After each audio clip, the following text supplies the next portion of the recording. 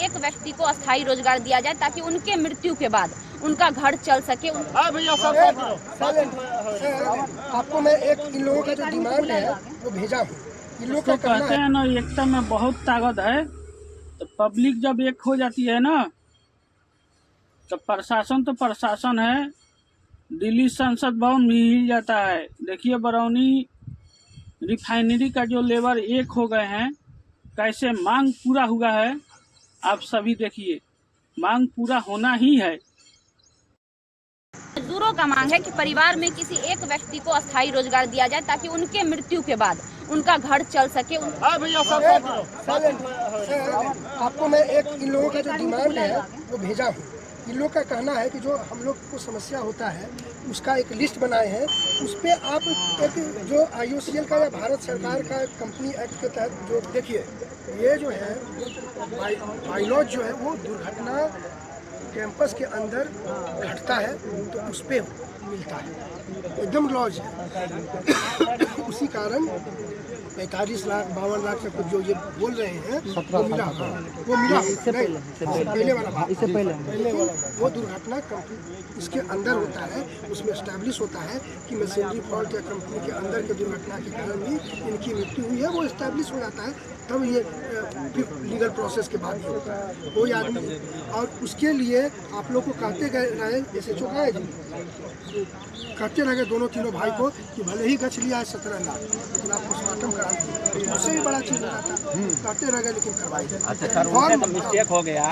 अगर उनसे पोस्टमार्टम नहीं हुआ, इतना आप देखिए, अगर हम लोग देखिए पुलिस में कंप्लेन दीजिए, हम लोग जांच करेंगे किस परिस्थिति में किसका गलती है। बिल्कुल, कैमरा है ही है, कैमरा है। चार्ज करने का तो एक आवेदन हम लोग नाम दे देते हैं, एक आवेदन हम बनवा करके दे देते हैं। सर एक मिनट 17 लाख 22 लाख 25 लाख की बात में सर, ये प्रोटेस्ट का मुख्य कारण ये है कि मजदूर जिसका भी दुर्घटना में यहाँ और यहाँ के नियम के अंतर्गत 8 किलोमीटर के अंतर्गत काम पर आने या जाने के क्रम में किसी की मृत्यु होती है तो यहाँ का क्या मुआवजा है, ये रिफाइनरी प्रबंधन आकर सरेआम ऐलान करे ताकि सब संतुष्ट हो जाए कि आगे से क्या होगा और क्या नहीं होगा। रोज का कंफ्यूजन हमको नहीं चाहिए। पहली बात, आके प्रबंधन के जो भी ED हैं वो आके इस बात को यहाँ पर मॉब के सामने नहीं, मॉब के सामने, अरे भाई किसी करेंगे, हाँ, प्रेस कॉन्फ्रेंस करवाइए, सारा मीडिया है, किसी करेंगे या फिर आप बुला देते हैं, यहीं पे करवाइए। पहला बात सुनिए, अभी का बात मैं उनसे रिक्वेस्ट करूंगा कि आप एक प्रेस सर्कुलर इशू कर दीजिए जिसमें कि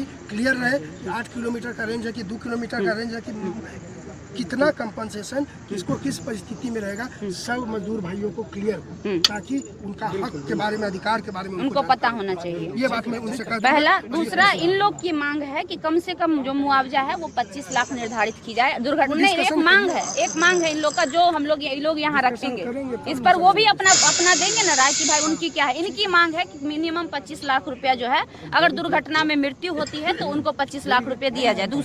तीसरा, इन लोग का मजदूरों का मांग है कि परिवार में किसी एक व्यक्ति को अस्थायी रोजगार दिया जाए ताकि उनके मृत्यु के बाद उनका घर चल सके, उनके बच्चे को, उनके परिवार को रोड पर भटकना ना पड़े। सारा पॉइंट लाल बाबू पढ़ चुके हैं आने से पहले, इसके बता दिए हमने, सब पढ़ दिया। तो इस पर कौन बात करेंगे? इस पे जो है कि हम लोग SDO साहब के माध्यम से एडमिनिस्ट्रेशन को पहुंचा देते हैं और एक डेट उनसे पूछ लेते हैं किस डेट को आप लोगों के प्रतिनिधि के साथ डिस्कस करेंगे।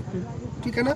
आप लोग भी अपने प्रतिनिधि के बारे में हमको बता दीजिए कौन कौन रहेगा। अभी सब मीडिया, एक मिनट, अभी यहाँ पर लाल बाबू रहेगा,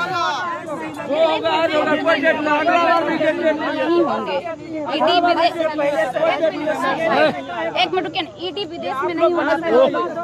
और जब मजदूर इतने परेशान है तो ऐसा नहीं है कि वो 5 मिनट वक्त मजदूर के लिए नहीं निकाल सकते। मीडिया सारी आई हुई है, मीडिया, हम मजदूर से नहीं बात करेंगे, मीडिया से बात करने में तो कोई आपत्ति नहीं है। उनकी क्या इन चीजों पर क्या, ये आज नहीं कल से गया हुआ है अंदर, ये कल से अंदर गया हुआ है।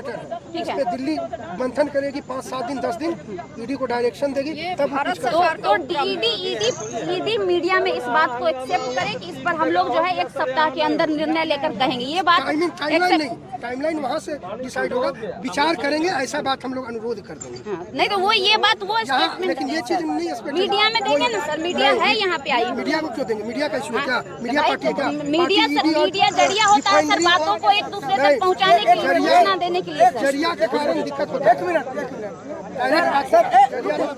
सर, लेकिन अभी जो आंदोलनकारी यहाँ पर जिस मामले को लेकर आंदोलन कर रहे हैं उसको कुछ तो आश्वासन मिलना चाहिए।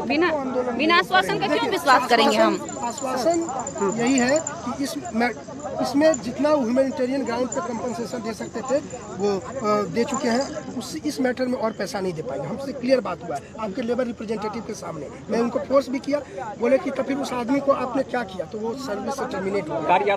दूसरा चीज़ ये है कि आपको लगता है कि अगर वाकई लाठीचार्ज बर्बरतापूर्ण हुआ तो उसका एक इंक्वायरी होगा, इन्वेस्टिगेशन, उस पर FIR इससे करवाइए। हमारा ये कहना है। और तीसरा मुद्दा में हम लोग ईडी साहब से रिक्वेस्ट आपके सामने कर देते हैं कि आप इसको कॉग्निजेंस में लेकर के अपने हायर एडमिनिस्ट्रेशन से अवगत कराएं और एक तिथि दे दीजिए जिसमें कि लेबर रिप्रेजेंटेटिव ये जो इनका डिमांड है इस मामले में रिफाइनरी का क्या बायलॉज है? उससे बहुत सारे देखिए बायलॉज रिफाइनरी का नहीं होगा। अच्छा, इतने दिनों से मैं भारत सरकार का मैडम लॉज रहेगा तो उस लॉज को उनको बताने में क्या दिक्कत है? वो यहाँ के पदाधिकारी कौन है? यहाँ के पदाधिकारी यहाँ के प्रबंधक हैं। और हम जहाँ पर दिल्ली नहीं जाएंगे करने, तो क्योंकि मैं पहले से कुछ न कुछ प्रावधान होगा ना, अभी थोड़ी ना बनेगा। इतने साल से 1951 में नींव डाला गया था रिफाइनरी का, आज 78 साल है, अभी थोड़ी ना नियम बनेगा, उसका कोई तो नियम होगा। बात फोन लगवाया जरा, ईडी थोड़ा सा सार्वजनिक वो कर दे, मामला को शांत कर दे। ईडी को फोन लगवा रहे हैं। अरे भाई लगवा रहे हैं। अरे रुकिए ना भाई, काहे ऐसे कर रहे हैं? इसे अभी से बाबू को करबे कर। अरे काहे ऐसे कर रहे हैं? तरीका है ऐसा जा रहा है। बोलिए, ऐसे नहीं होता है। यहाँ हम लोग खड़ा है, ऐसे कीजिएगा।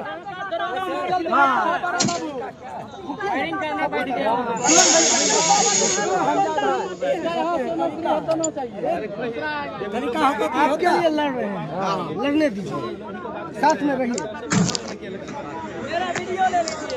जिन लोगों को आगे किए लोग